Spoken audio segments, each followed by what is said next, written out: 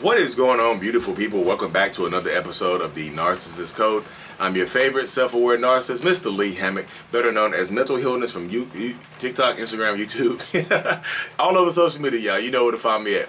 If this is your first time seeing my face, I'm a diagnosed narcissist, and I use my platform to raise awareness for narcissistic personality disorder, get more people into therapy, and also validate the victims and survivors of said disorder. Today's episode is going to be about trying to fix a broken man or woman, trying to fix that narcissistic person in your life, trying to fix them. I've always said this is one of my sayings, y'all, right here. Whenever you try to fix a broken man or a broken woman, you end up with a broken heart. That's inevitable. Because, like, so many people, especially when you're dealing with a toxic relationship or you're dealing with a narcissist or whatever, so many people get caught up in these situations where you try to fix people. I see the good in them. If I could only get them to change a little bit, they would be perfect for me. That right there, that statement right there gets so many people caught up. So many people will waste so much time, effort, energy in their lives trying to fix somebody who does not think they are broken. You don't possess the tools to fix somebody else. The only thing, so much work like that, the only thing that you can fix in a relationship, the only thing you can truly fix in a relationship or marriage, whatever situation, the only thing you can truly work on is yourself. You want to work on them so badly, but you start taking the tools that you use to work on yourself, you start to work on that narcissistic person. You start to take your tools, that hammer and nail or whatever you've been using to try to fix yourself, you start trying to fix them. I know they told me the trauma that they went through as a kid, and I just want to heal them through that trauma. You about to waste a lot of your time, effort, and energy, because I don't want to be healed. I've shared that trauma with you to make you feel sorry for me. So when I do some BS to you, you forgive me. You understand why. You feel guilty about leaving me because I told you about my trauma, my abandonment issues. You're gonna abandon me as I told you that's what my dad did to me. You're gonna abandon me as I told you that's what my mom did to me, what my last girlfriend did to me. You're gonna abandon me. Wow, you think you're a good person? You're not a good person. You've been treating you're not as good a person you think you are. If you can walk out on me because I made one mistake, you can walk out on me because I made one mistake. Just like you, just go ahead and leave me there. Just go ahead, bam, got you. And seeing it, y'all. I'm back. This is me talking normal now. I'm out of character. You see it right there. A narcissist or a toxic person, we will share our trauma with you to make you feel bad about leaving us. It's preemptive. It's not trying to connect with you. You think he's trying, oh goodness, he must really trust me because he shared this trauma with me. Yeah, I trust you. I trust the fact that when I need to use it, I can bring it up. That's the trust right there. And I know y'all like, Lee, this episode just started off dark. Because I just, look, it just started off super dark.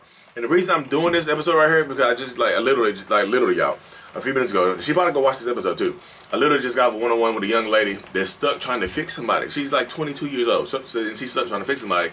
And I don't want her to waste her existence, waste her youth trying to fix a broken person because you don't have those tools, y'all.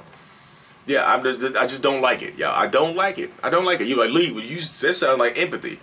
Whatever, you can say what it sounds like, what you want to. I just don't like the fact that this girl is trying to fix somebody that's just in a wasting her life and her youth.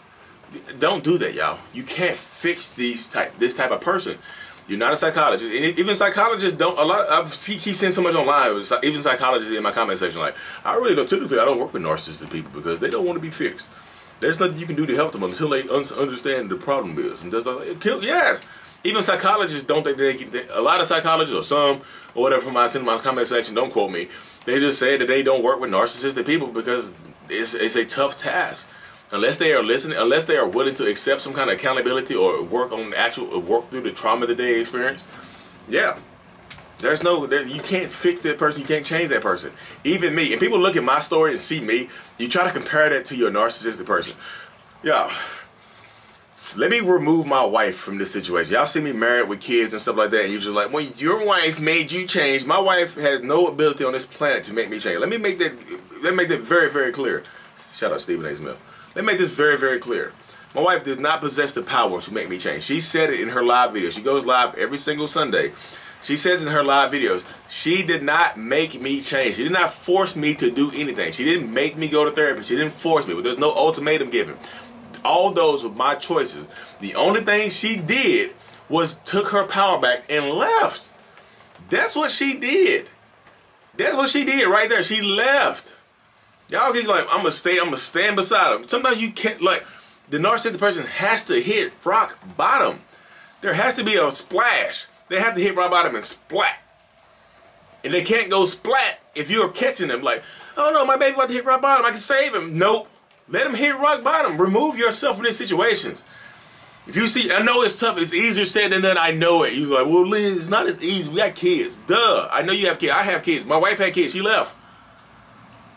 She left. And I think the last time she left, I think she was just had, like, I don't think she went back to work yet. She left jobless. Y'all be, don't quote me on that. She can, I gotta ask her about that. I'm pretty sure she was on maternity leave when she left. But like, yo, she left jobless. No money. Nothing. She just left. She had somewhere to go. But she left. I had to hit rock bottom. Y'all be like, I'm gonna take my tools and my hammer. I'm gonna build you a parachute. So you can't hit rock bottom. Let them hit rock bottom. Because every time you try to fix a broken man or broken woman that happens to be a narcissist, you're going to end up with a broken heart, because you're going to put all your time, effort, energy in trying to fix this other person, and then they're going to leave you because you're drained. You're not the same person they met. You don't look the same. You don't act the same. They're going to think you pathetic, and they're going to leave you. And you'll be like, no, they left me. Why? Because you are used up. You drained yourself. You're not the same person they met. You drained yourself trying to fix this person. Why? Why are they worth it? Why is this person worth it? I didn't know why they're worth it. What makes this person, out of the other 5, 6, 7, 8 billion people you can pick from, what makes this person above anybody else? I need to know it. Because I love them so much. I want to say F love. I want to say F love so bad, but YouTube will shut me down. How are they treating you? You cannot fix this person. I told this young lady a few minutes ago, you are blessed to have the knowledge. She said, look, y'all, this is crazy. She said she prayed to God for answers. And she got on YouTube and she found Dr. Romney, and it led her to me. She got on YouTube. She didn't search it. She didn't know what she was looking for. She prayed, got on YouTube, found Dr. Romney, then found me, and understood what she was dealing with. And that's a blessing. I was like, girl, that's a huge blessing. You do not understand the blessing that you have just received. You don't understand it. Because so many people, I told her, there are so many people on this planet that will never ever get the chance to get on YouTube and find out what just happened, what they're going through. To find out why they keep going back to this toxic person that's cheating on them, that's beating on them, that's treating them terribly. Why they can't understand why it hurts so bad when they leave. They don't understand the trauma bond. Why my physical pain when I leave this person? Why does it feel better to be with them, but it feels worse when I leave? They don't understand narcissistic abuse. They don't understand that type of stuff. You have the blessing of doing that, and you need to act on the knowledge. But some people try to take the knowledge and flip it and try to fix them. I see you, Lee. I just want to fix you. Fix them. No, my wife did not fix me. It irritates me when people say that. It makes me want to stop doing videos, honestly, sometimes. When people say that, it literally makes me want to stop doing videos because I'm reaching the wrong audience. I'm like, stop. She didn't fix me. Yo, they have to want to do better. They have to. You don't have the power to do that. I know that makes people feel weird when I say that. Like, you just don't. It's not me being weird. It's not me trying to be mean. It's me really, literally keeping it real with you, because you don't have the power and ability to fix a person. That you don't have that power. That's not in your wheelhouse. It's not in your handy dandy tool belt. You know, you're not Fix It Felix or Fix It Felicia or Fix It Felicity. Yes, Fix It Felicity. Yes, Fix It Felicity. Off the top of my head, y'all know y'all love my gems when I come off the top of the head with it. Yeah, y'all, you can't fix them. You just can't do it. I get it. I understand it. Like, whoa, hold up, Leah. We know you don't understand it because you don't have a soul. You have to have a soul to understand this. So we get what you're trying to say, but you don't have a soul, so we don't you don't get it. Go on. No, I have a soul, y'all. And like I said, this is a God-blessed journey, because y'all, you don't understand the blessing that you have by even listening to these videos. Even if you don't like me, don't care for me, cool. Take the knowledge and act on it and live a better life. You deserve to live a better life. You deserve to live life to the fullest extreme possible. You don't deserve to be beat down. You don't deserve to be mentally, physically, and emotionally drained. You don't. So you have to take back your power and use those, instead of using those tools to try to hammer out a better version of them, use it to hammer out a better version of yourself. Use the tools on yourself, because you are what matters. You are what matters. You really are. So you have to stand in your power. You have to stand in your strength. You have to stand in your resilience. and take back your power and understand that you can't fix this person. Because narcissists, they're gonna show you that they're gonna put their best foot forward and hope to live off that for the rest of your relationship. They just are. You can't fix them. You can't fix them. I'm not fixed. I need to keep telling you, I'm not fixed. If you look at me, I talked to a guy the other day. I did a one-on-one with another narcissist.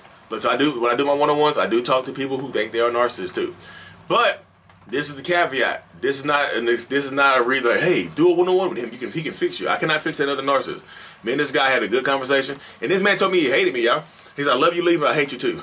He said because yeah, I guess his girlfriend had sent him my videos and ended up leaving him because of him. But he talked to me. He's in therapy.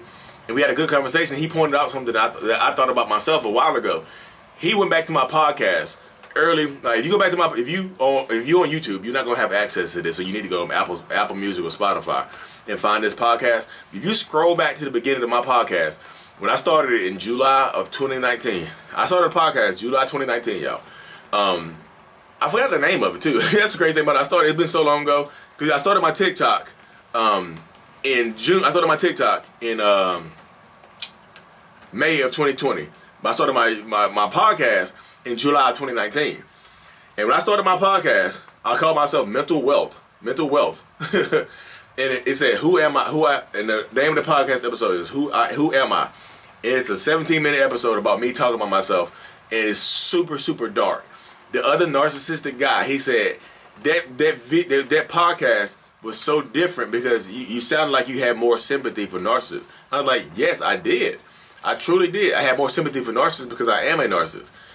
And in July 2019, I didn't know narcissistic abuse existed. And fast forward to May of 2020, I knew it. I still didn't know it existed. I started on TikTok, and I got my eyes open to narcissistic abuse. So yeah, I still have sympathy for narcissistic people like myself, but I understand that the only thing that changes people like myself or give us the propensity for change is pain. Pain changes.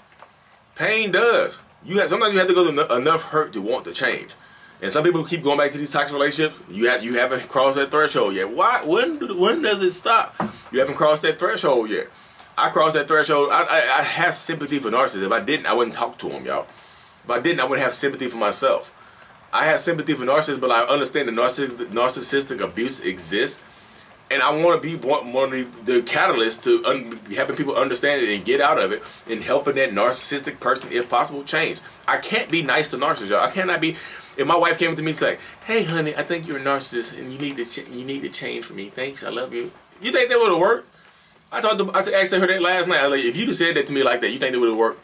Instead of screaming it and yelling it, instead of screaming at me, yelling at me, and telling me I'm a narcissist and leaving, do you think you just having a gentle conversation with me would have worked? She's like, no, it wouldn't have worked.